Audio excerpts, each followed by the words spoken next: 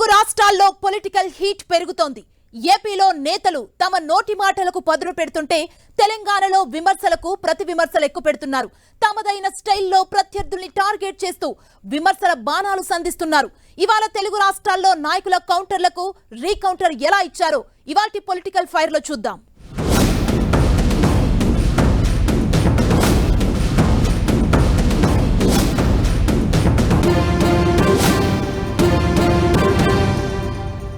కాంగ్రెస్ సర్కార్పై తనదైన స్టైల్లో ఫైర్ అయ్యారు ఎమ్మెల్సీ కవిత.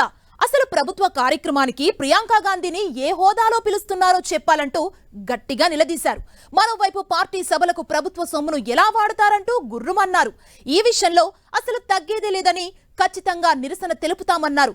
కాస్త ఆగండి, 100 రోజులు అవ్వనివ్వండి, అప్పుడు తామేంటో చూపిస్తామని హెచ్చరిక జారీ చేశారు. అదే సమయంలో సీఎం రేవంత్ రెడ్డిని యూటర్న్ సీఎం అంటూ విమర్శల వర్షం కురిపించారు. ముఖ్యమంత్రి అని పిలుచుకుంటున్నట్టుగా తెలుస్తూ ఉన్నది. ఎందుకంటే మీరు చెప్పిన ఏ ఒక్క మాట కూడా పాటించలేదు. ప్రజా దర్బార్ పెడతామంటిరి, రోజు ప్రజల్ని కలుస్తా అంటిరి. కేసీఆర్ గడిలలో ఉన్నాడు, కలుస్తలేడు, మేము కలుస్తామంటిరి. ఒక్కరోజు కరెక్ట్గా 60 రోజులలో కేవలం ఒక్క రోజు రేవంత్ రెడ్డి గారు ప్రజల్ని కలిసిండ్రు. ఆ తర్వాత నుండి ఇప్పటి వరకు ఆయన మళ్ళీ ఎప్పుడు కూడా మొహం చూసిందే లేదు. ఆ ప్రజాపాలన నిర్వీర్యం చేయడానికి, ప్రజా దర్బార్ నిర్వీర్యం చేయడానికి ఒక మంత్రిని ఒకరోజు కూర్చోబెట్టిండ్రు. ఆ తర్వాత నుంచి ఓన్లీ అధికారులను కూర్చోబెడుతున్నారు. ఆ తర్వాత ఏం చేసిండ్రు, రాష్ట్రంలో ఉన్న వాళ్ళంతా ఇక్కడికి వచ్చేందుకు హైదరాబాదు జిల్లాలనే ప్రజాపాలన పెడతామని చెప్పారు. మేము చెప్పింది అదే కదా. మీరు వచ్చిన 60 రోజులు దాదాపుగా అవుతున్నది. ఈ 60 రోజులలో మీరు చేసింది ఏముందండి? 60 రోజులలో ఏ చిన్న వాగ్దానం మీరు చేసింది మేము అడిగినా కూడా అయ్యో నిన్నగాక మొన్ననే వచ్చినాం కదా, మమ్మల్ని ఇన్ని ప్రశ్నలు అడుగుతున్నారు, కొత్త ప్రభుత్వం కదా అంటున్నారు. ఓకే, డెవలప్మెంట్ మీద మా బాస్ చెప్పారు, కేసీఆర్ గారు చెప్పారు కాబట్టి 100 రోజులు మిమ్మల్ని అడగం. శిశుపాలుడి 100 పాపాలు వండినట్టుగా 100 రోజులకు మీరు చేసే తప్పులు కూడా పండుతాయి. అప్పుడు మాత్రం ప్రజాక్షేత్రంలో మిమ్మల్ని ఖచ్చితంగా అడుగుతాం. కవితల ప్రభుత్వాన్ని ప్రశ్నించారో లేదో ఆమె విమర్శలకు కాంగ్రెస్ మంత్రులు, నాయకులు కౌంటర్ అటాక్ ఇచ్చారు. సోనియా గాంధీ కుటుంబాన్ని అనే అర్హత కల్వకుంట్ల కుటుంబానికి లేనే లేదన్నారు. 9.5 ఏళ్ల పాలనలో పూలే విగ్రహాన్ని ఎందుకు పెట్టలేదని నిలదీశారు కాంగ్రెస్ నేతలు. తమ ప్రభుత్వం గురించే ప్రశ్నించే నైతిక హక్కు కూడా కవితకు లేదన్నారు మంత్రి కొండా సురేఖ. లిక్కర్ రాణిగా పేరొంది ఈరోజు బీజేపీ కాళ్ళ మీద పడి మిమ్మల్ని అరెస్ట్ చేయకుండా ఈరోజు మీరు ఇది ఇంటర్నల్గా అండర్స్టాండింగ్తో పోయి ఈరోజు బయట పడ్డది మీరు కాదా అని చెప్పి అడుగుతా ఉన్నాను. మళ్ళీ కూడా పార్లమెంట్ ఎన్నికలు రాబోతా ఉన్నాయి. నేను ఈ వేదిక మీద నుంచి కవిత గారిని చెప్తా ఉన్నాను, అమ్మ నిలబడు, మళ్ళీ నిజామాబాద్ నుంచి నిలబడతావా, ఒకవేళ ఆడ ఓడిపోయినా అని చెప్పి భయపడి ఇంకో దగ్గర నుంచి నిలబడతావా, ఎక్కడి నుంచి నిలబడతావో నిలబడు తల్లి. ఈసారి నిన్ను కూడా ఖచ్చితంగా మళ్ళీ ఈ తెలంగాణ ప్రజలు ఓడగొడతారు. మా మీద కామెంట్స్ చేసే ముందు ఒక్కసారి మీ వెనక్కి తిరిగి మీ వీపు మీరు చూసుకుంటే బాగుంటుంది. 9.5 సంవత్సరాలు మరి అందులో మీరు గవర్నమెంట్లోనే ఉన్నారు కదా, అప్పుడు ఎందుకు పెట్టలేదు పూలే గారి విగ్రహం? ఇప్పుడు ఆమెకి ఏదైనా లైమ్ లైట్లో ఉండడానికి కొన్ని రోజులు బతుకమ్మ అని, కొన్ని రోజులు జాగృతి అని, ఈ విధంగా ఒక్కొక్కటి పెట్టుకుంటూ పోయింది. ఇప్పుడు లైమ్ లైట్లోకి ఉండడానికి పూలే విగ్రహాన్ని పట్టుకున్నది. మీ కేటీఆర్ని వర్కింగ్ ప్రెసిడెంట్గా దింపి ఎవరినైనా ఒక బీసీని తీసుకొచ్చి అక్కడ పెట్టు తల్లి, నీకు అప్పుడు పూలే మీద ప్రేమ ఉన్నట్టే అని చెప్పారు. ఆ పని ముందు చేసినాక వీటి గురించి మాట్లాడితే బాగుంటుంది. ఆచరణలో చేసినాక మేము మీద విమర్శలు చేస్తాం. ఒక్క కొండా సురేఖనే కాదు, కాంగ్రెస్ సీనియర్ నేత మల్లు రవి కూడా కాస్త ఘాటుగానే స్పందించారు. 10 ఏళ్లు అధికారంలో ఉన్నారు కదా, అప్పుడు గుర్తుకు రాలేదా అంటూ రివర్స్ కౌంటర్ ఇచ్చేశారు. 5 ఏళ్లు మహిళలకు కేబినెట్ లో అవకాశం ఇవ్వనప్పుడు మరి కేసీఆర్ ను ఎందుకు ప్రశ్నించలేదని కవితకు క్వశ్చన్ వేశారు మల్లు రవి. విమర్శలు చేస్తే నిర్మాణాత్మకంగా చెయ్యండి, మాయ మాటలు చెప్పకండి అంటూ చురకలంటించారు. మీ ప్రభుత్వం 10 సంవత్సరాలు ఉన్నప్పుడు పూలే గారు గుర్తులేరా? పూలే గారు ఇప్పుడు కొత్తగా పుట్టొచ్చాడా? ప్రగతి భవన్కి మేము ప్రభుత్వంలో రాగానే మీరు ప్రగతి భవన్ పెట్టిన దాన్ని తీసి ప్రజాభవన్తో పాటు పూలే ప్రజాభవన్ అని పెట్టాం. అమ్మ మీరేం పెట్టలేదు అక్కడ. పూలే విగ్రహాన్ని ఎక్కడ పెట్టాలో మా ప్రభుత్వం, పూలే భవన్ కట్టింది మా ప్రభుత్వం. పూలే ఆలోచన దృష్టిలో పెట్టుకునే ఇప్పుడు నేను ఇచ్చినటువంటి లిస్టులో బీసీలకు ఇచ్చినటువంటి క్యాబినెట్లో ఇచ్చిన అవకాశం కానీ, సెక్రటేరియట్లో ఇచ్చిన అవకాశం కానీ, లేక పబ్లిక్ సర్వీస్ కమిషన్లో ఇచ్చిన అవకాశం కానీ, కమిషన్ రేట్లు ఇచ్చినవి కానీ, ఇవన్నీ ఎక్కడి నుంచి ఇచ్చాం తల్లి? మీరు ఎందుకు ఇవ్వలేదు? మీరు ప్రభుత్వంలో ఉన్న సంగతి మర్చిపోయారా? 2014 నుంచి 2023 దాకా మీ బీఆర్ఎస్ టీఆర్ఎస్ ప్రభుత్వమే ఉంది కదా. అప్పుడు కవిత గారు ఉన్నారు కదా, అప్పుడు పార్లమెంట్ సభ్యులు కదా, ఎమ్మెల్సీగా ఉన్నారు కదా. ఇప్పుడెందుకు? ఓవైపు కవితను కాంగ్రెస్ నాయకులు టార్గెట్ చేస్తుంటే కాంగ్రెస్ ను టార్గెట్ చేశారు మాజీ మంత్రి కేటీఆర్. మోసపూరిత హామీలతో కాంగ్రెస్ అధికారంలోకి వచ్చిందన్నారు. 10 ఏళ్లు బీఆర్ఎస్ పాలనలో కరెంటు పోలేదని, కాంగ్రెస్ అధికారంలోకి రాగానే కరెంటు కట్ మొదలైందని విమర్శించారు. రైతుల రుణమాఫీ సంగతి ఏమైందని కేటీఆర్ ప్రశ్నించారు. ఇచ్చిన హామీలను అమలు చేయకుంటే పోరాటం చేస్తామన్నారు. బీఆర్ఎస్ ప్రభుత్వం యొక్క విలువ కూడా తెలుస్తుంది.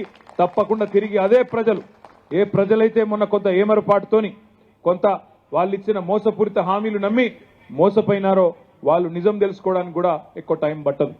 ఇవాళ మీరు చూస్తున్నారు, హైదరాబాద్లో 10 ఏళ్లలో ఎన్నడూ కరెంటు పోలేదు.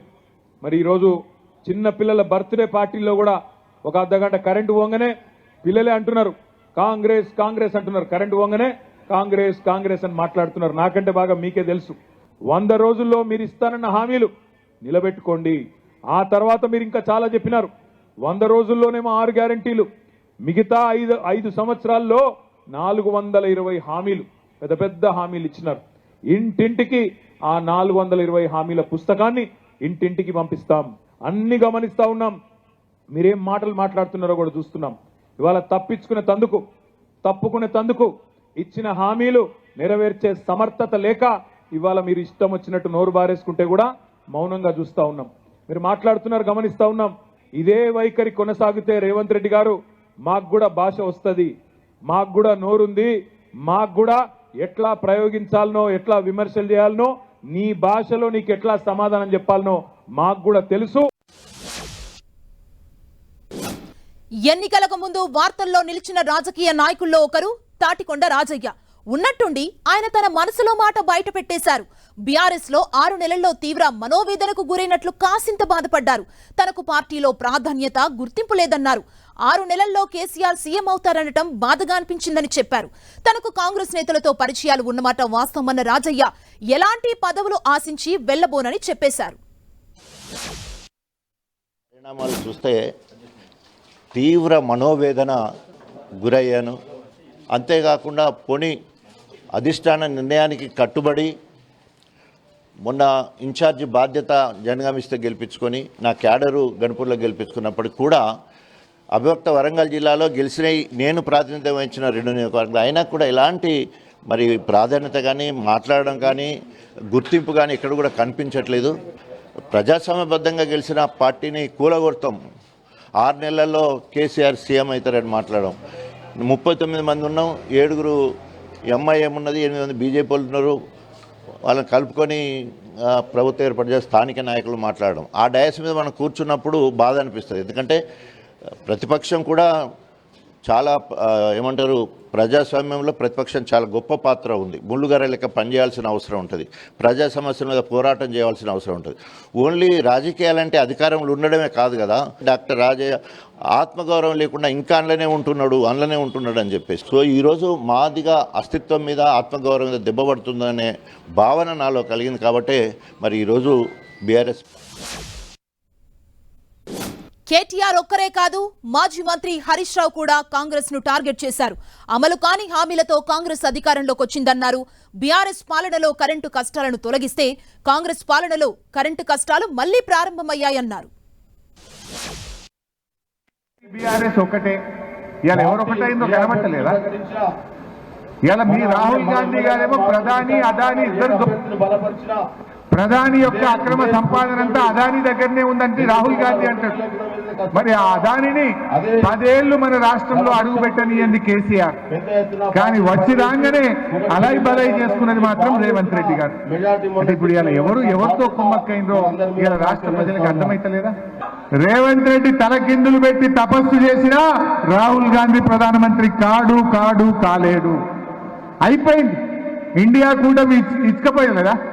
మొన్న మమతా బెనర్జీ బయటకు పోయి, నిన్న నితీష్ కుమార్ బయటకు వెళ్ళిపోయి, అటు ఢిల్లీ ముఖ్యమంత్రి కేజ్రీవాల్ బయటకు పోతుందా అని చెప్పి, కేరళలో సిపిఎం పార్టీ మేము కాంగ్రెస్ తో కలిసి పనిచేయమని చెప్పిండ్రు.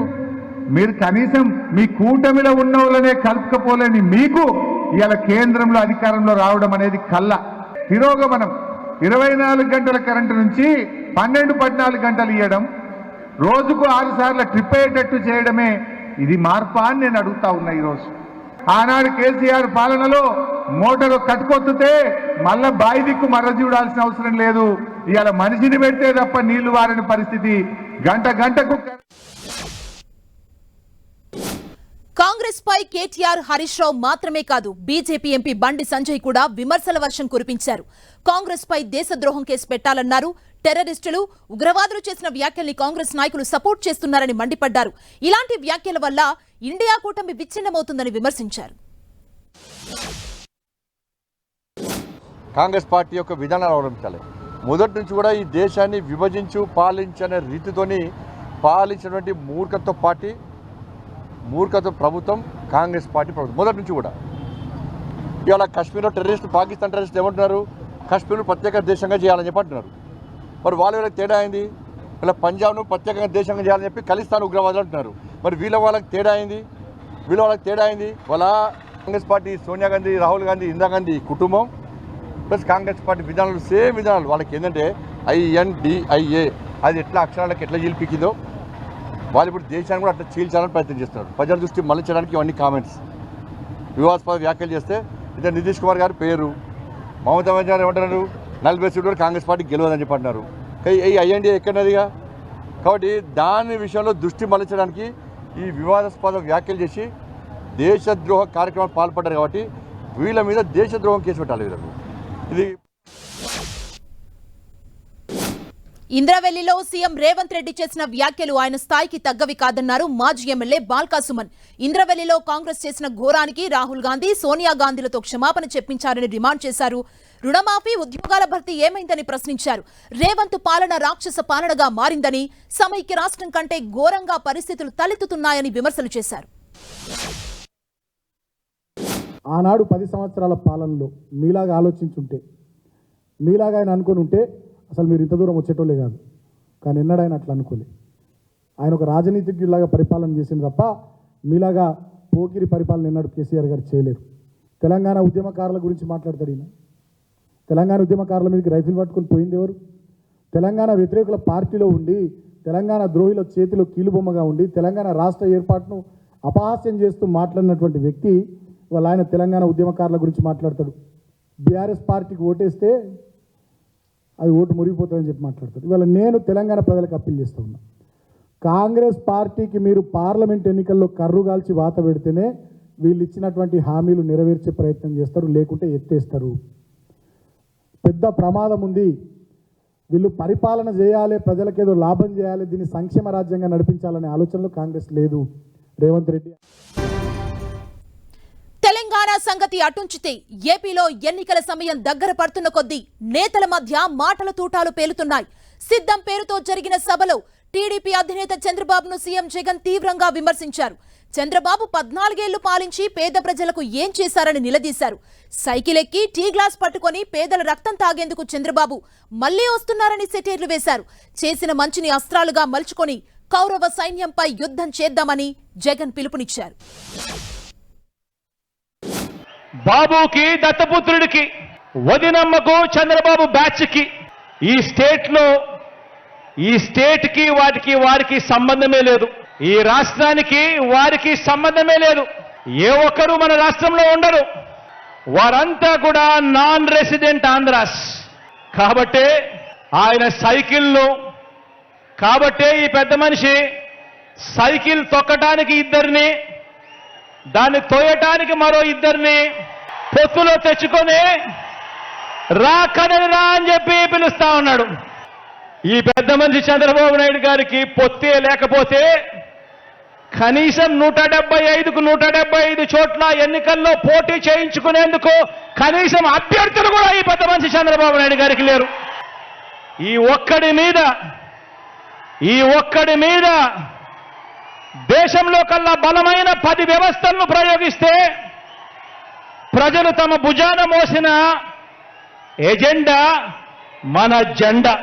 100 బాణాల్ని, కౌరవ సైన్యాన్ని ప్రజాక్షేత్రంలో మరోసారి ఎదుర్కొనేందుకు, మరో గొప్ప ప్రజా విజయాన్ని సాధించేందుకు మీరంతా కూడా సిద్ధమేనని అడుగుతా ఉన్నాను.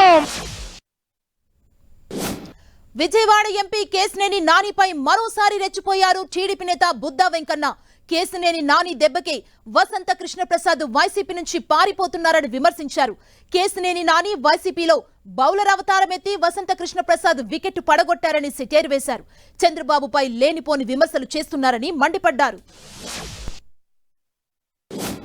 7 పార్లమెంటులో ఉన్న 7 వైసీపీ అభ్యర్థులు గెలుస్తారన్నాడు. నీ దెబ్బకి వసంత కృష్ణప్రసాద్ రాజకీయ చరిత్ర ఉన్నటువంటి కుటుంబం, ఆ నాన్న హోమ్ మినిస్టర్ కూడా చేశాడు. నీ దెబ్బకి ఒక వికెట్ పడిపోయిందిరా బాబు. అసలుకే పార్టీ అటు ఇటుగా ఉంది, మళ్ళీ ఇందులోకి వచ్చి ఈ అబద్ధాలోడు పార్లమెంట్ సభ్యుడిగా పోటీ చేస్తున్నాడు. చంద్రబాబు నాయుడు గారు భిక్ష పెడితే చంద్రబాబు నాయుడు గారిని తిడుతున్నాడు. ఏ మాట కామాట కృష్ణప్రసాద్ ఒకసారి చెప్పాడు, నేను చంద్రబాబు గారిని విమర్శించను అని. నన్ను జగన్మోహన్ రెడ్డి విమర్శించమన్నాడు, నేను చంద్రబాబు గారిని విమర్శించను అని చెప్పాడు. వీడొచ్చి ఇందులో అడుగు పెట్టాడు. వీడికి డిపాజిట్లు రావు, వీడి పక్కన తిరిగితే మనకి డిపాజిట్లు రావని ఒక వికెట్ పడిపోయింది అప్పుడే. మరోసారి కాంగ్రెస్ పార్టీని టార్గెట్ చేశారు మంత్రి పెద్దిరెడ్డి రామచంద్రారెడ్డి. అసలు ఏపీలో కాంగ్రెస్ పని ఖతమన్నారు. చచ్చిపోయిన కాంగ్రెస్ శవాన్ని నలుగురు భుజాలపై మోస్తున్నారని విమర్శించారు. చంద్రబాబు రాజకీయ కుట్రలో భాగంగానే షర్మిల జగన్ పై విమర్శలు చేస్తున్నారన్నారు. షర్మిలను ప్రతిపక్షంగానే చూస్తామని స్పష్టం చేశారు. వెనుక కూడా చంద్రబాబు నాయుడు ఉన్నాడు. ఈ రాష్ట్రం విడిపోయేదాని వెనుక కూడా చంద్రబాబు నాయుడు ఉన్నాడు. మరి వాళ్ళ కుటుంబం విడిపోయేదానికి కూడా చంద్రబాబు నాయుడు మూలకారకుడు. మరి షర్మిలమ్మ వారి ఉచ్చులో పడింది కాబట్టి తప్పనిసరిగా ఆమె కూడా మా పార్టీకి శత్రువుగానే మేము భావిస్తాము. ఈ మాట నేను మొట్టమొదటి రోజే షర్మిలమ్మ గురించి మాట్లాడినప్పుడే చెప్పాను. ఆమె ఏం మాట్లాడినా ఒక ప్రతిపక్ష పార్టీ సభ్యురాలుగా మాట్లాడినట్లే భావిస్తాము. దానికి తగిన రాజకీయం కాదని తమ రాజకీయ పరిపాలన గురించి చక్కగా వివరించారు మంత్రి ధర్మాన ప్రసాద్ రావు. రాష్ట్రంలో లక్షల మందికి ఇంటి పట్టాలు అందజేస్తామన్నారు. ఇక వీరందరికీ రిజిస్ట్రేషన్ చేయించాలనే సంకల్పంతో ఉన్నామని, సచివాలయంకి వెళ్తే చాలు రిజిస్ట్రేషన్ చేస్తారని చెప్పారు. సుమారుగా 71,811 ఎకరాల భూమిని సేకరించి 30,65,315 మందికి మన రాష్ట్రంలో హౌస్ సైట్స్ ఇచ్చాం. అందులో సుమారుగా 15 లక్షల చిల్లర ఇల్లు కూడా శాంక్షన్ ఇచ్చాం. పెద్ద ఎత్తున రాష్ట్రంలో ఈ ప్రోగ్రాం జరుగుతుంది. వీరందరికీ రిజిస్ట్రేషన్ చేయించుకోవడానికి వెసులుబాటు రాష్ట్ర ప్రభుత్వం కలిగించింది. ఇది సబ్ రిజిస్టర్ కార్యాలయానికి వీళ్ళు రానక్కర్లేదు. వీరికి ఇచ్చినటువంటి పట్టాన్ని పట్టుకొని ఆధార్ కార్డును ఒకటి తీసుకొని మీ దగ్గర ఉన్నటువంటి సెక్రటేరియట్లో ఉండేటువంటి పంచాయతీ సెక్రటరీని, రెవెన్యూ సెక్రటరీని మీరు కలిస్తే సరే. వైసీపీ ప్రభుత్వంపై ఓ రేంజ్ లో ఫైర్ అయ్యారు జనసేన నేత నాదెండ్ల మనోహర్. సలహాదారులనే వ్యవస్థను ఏర్పాటు చేసిన వైసీపీ వారిని రాజ్యాంగేతర శక్తులుగా మారుస్తుందని మండిపడ్డారు. సలహాదారుల వ్యవస్థపై వారిపై పెట్టిన ఖర్చుల అంశాన్ని ప్రస్తావిస్తే సమాధానం చెప్పని వైసీపీ అర్థం లేకుండా దుష్ప్రచారం చేస్తుందని ఆరోపించారు. సలహాదారుల వ్యవస్థపై బహిరంగ చర్చకు సిద్ధమంటూ సవాల్ విసిరారు. ఎందుకు మీరు ఈరోజు ఎస్టాబ్లిష్ చేయడానికి మీరు చేస్తున్న ప్రయత్నాన్ని మీరు బుకాయింపు అంటారు. వాస్తవంగా మీది బరి తెగింపు. మీరు బరి తెగించి ఇష్టానుసారంగా మీరు చేసుకుంటూ పోతుంటే ఎంతో మంది ఆవేదనతోటి ఎందుకు వదులుతారు? సమాచారం బయటకు వస్తుంది. అసలు ఇన్ని రోజుల నుంచి చీకటి జీవోలు తీసుకొచ్చి వీటిని కాన్ఫిడెన్షియల్ అని చెప్పి మీరు బయట పెట్టకుండా, ఎవరికి తెలియకుండా మీరు దాచిపెడితే రాకుండా ఎట్లా ఉంటాయి ఏదో ఒక రోజున. ఈరోజు 2 ఉదాహరణలు ఇస్తాను నేను, ఎందుకంటే ఇది అధికారికంగా ప్రభుత్వం నుంచి ఎటువంటి సమాచారం రాలేదు కాబట్టి నేను అధికారికంగా 2 విషయాలు మీకు ప్రస్తావించి ఈ రాష్ట్ర ప్రజలకి ఒక నమ్మకం కల్పించడానికి కోసం ఒక ప్రయత్నం. ఎందుకంటే మొన్న మేము పెట్టిన సమావేశంలో చెప్పిన అంశాల గురించి ప్రస్తావిస్తున్నారు కాబట్టి నేను చెప్పాలి. కేంద్ర బడ్జెట్ లో దక్షిణాది రాష్ట్రాలకు అన్యాయం జరుగుతోందన్నారు మాజీ ఎంపీ ఉండవల్లి అరుణ్ కుమార్. కేంద్రం దక్షిణాదిపై చిన్న చూపు చూస్తుందన్న అభిప్రాయం బలపడుతుందన్నారు. పార్లమెంటు నియోజకవర్గాల పునర్విభజన జరిగితే ఉత్తరాదిలోనే ఎక్కువ సీట్లొస్తాయన్నారు. దక్షిణాది రాష్ట్రాల్లో పార్లమెంటు సీట్లు తగ్గినా ఆశ్చర్యపోవాల్సిన పని లేదన్నారు. రాష్ట్రాలకు పంచుతుంటే ఈ 4 రాష్ట్రాలకే 4 లక్షల కోట్లు ఇస్తున్నారు. అంటే వాళ్ళు కలెక్ట్ చేసింది ఇప్పుడు ఆంధ్రప్రదేశ్, కర్ణాటక, తమిళనాడు, కేరళ, ఈ రాష్ట్రాలు, మహారాష్ట్ర, గుజరాత్, ఈ 6 రాష్ట్రాల నుంచి మనం రూపాయి ఇస్తే మనకి 30 లోపు ₹10 పైన వస్తుంది వెనక్కి. ఆ బీమారు రాష్ట్రాలకి రూపాయి ఇస్తే ₹1.50 నుంచి ₹1.10 దాకా వస్తుంది. అంటే వాళ్ళు ఇచ్చిన డబ్బు కన్నా కేంద్రం ఎక్కువ ఇస్తుంది జనాభా లెక్కన. ఇక్కడేమో మనం అప్పుడు కుటుంబ నియంత్రణ అంటూ ప్రభుత్వం ప్రచారం చేస్తే మనం అందరం కూడా దాన్ని ఫాలో అయ్యాం. మన ఫాదర్స్ వాళ్ళు కూడా ఫాలో అయ్యారు, జనాభా తగ్గించారు. సౌత్ పరిస్థితులు నార్త్ కన్నా బాగున్నాయి. బాగున్నందుకు ఇన్సెంటివ్స్ ఇవ్వాలి, ఇలాగే మిగతా రాష్ట్రాలు కూడా చేసేలాగా.